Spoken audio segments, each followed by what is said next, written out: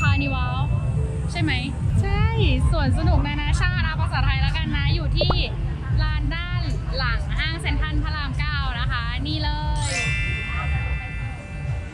จะบอกว่าให้เราไลค์และแชร์เพจกับนี่นะอีเวนต์ไทยนะคะแล้วก็ให้พนักงานตรวจตั๋วทางเข้าอ่ะดูเลยไม่ต้องไปต่อคิวซื้อตั๋วนะเข้าฟรีได้เลยนะเดี๋ยวมันต้องต่อคิวซื้อผ่านเครื่องเล่นก่อน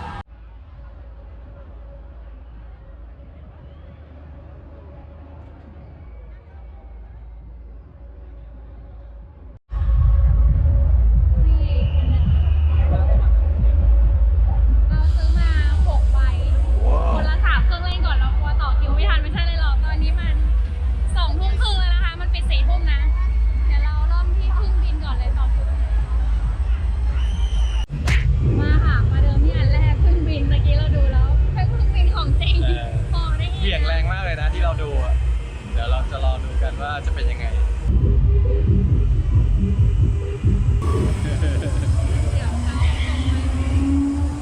ต้องขี่พิซซ่ามาด้วยอ้วกเลย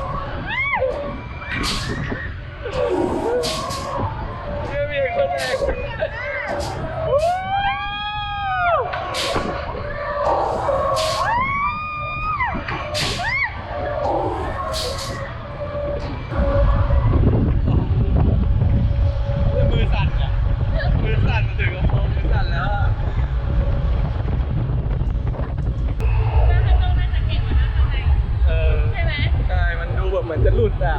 เหมือนจะโดนเบี่ยงออกไปอะไรอย่างเงี้ยจบแล้วเสียวมากเวียนหัวด้วยหัวตั้งว่าแล้วทำไมเขาเล่นเรื่องหัวตั้งทุกคน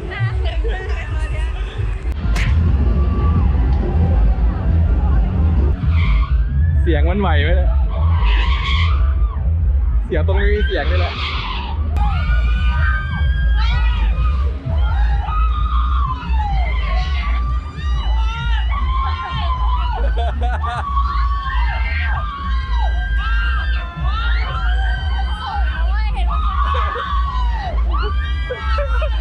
ว่ะมันสูง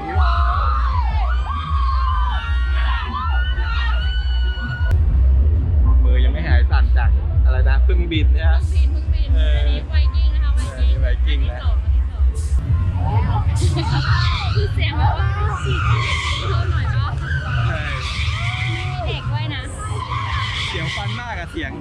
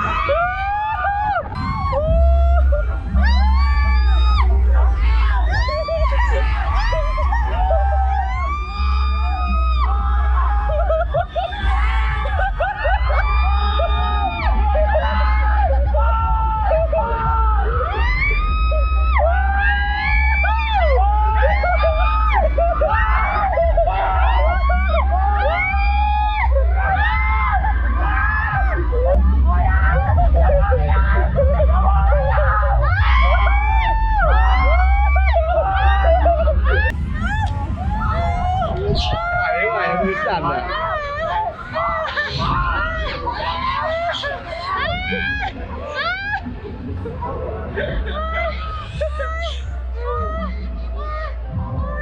มันดูแบบเล็กๆนะไม่คิดว่าจะเสียวขนาดนี้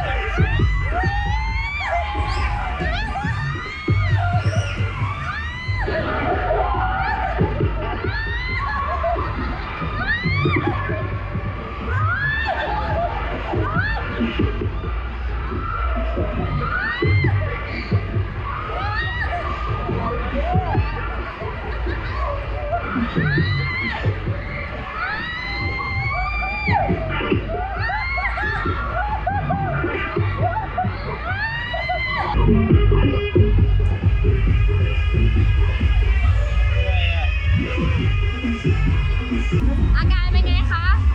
เวียนหัวมากเลยเหนื่อยด้วย เป็นหัวมากกว่า จ นี้ ริงเคลียร์ตั้งแต่เนี่ยนะไอ้พึ่งน้อยอะ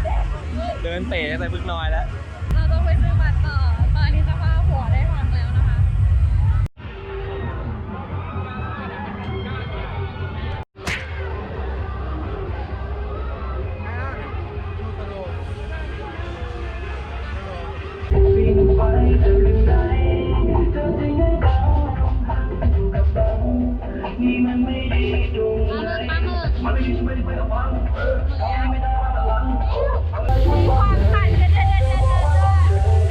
เอาแล้วอีกแล้ว อันนี้ก็เครื่องเล่นที่4แล้วนะเครื่องเล่นที่4แล้ว มีความไหลอ่ะ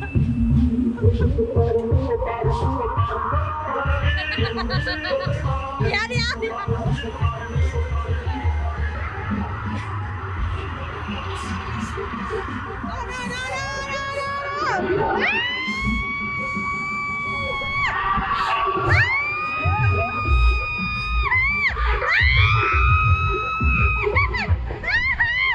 หัว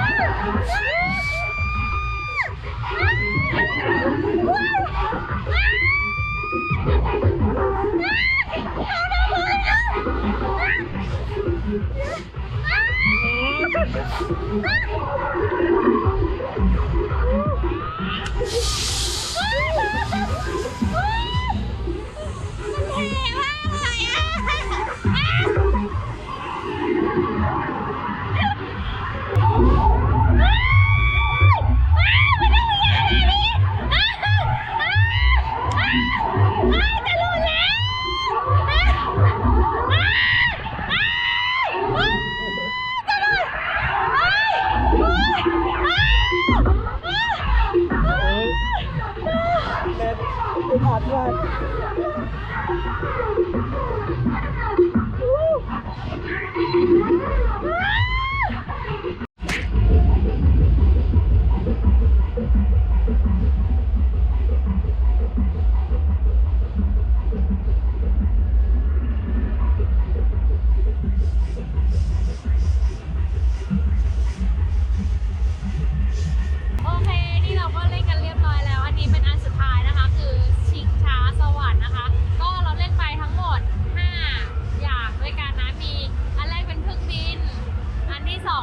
กิ้งอันที่3เป็นมิวสิกเอ็กเพส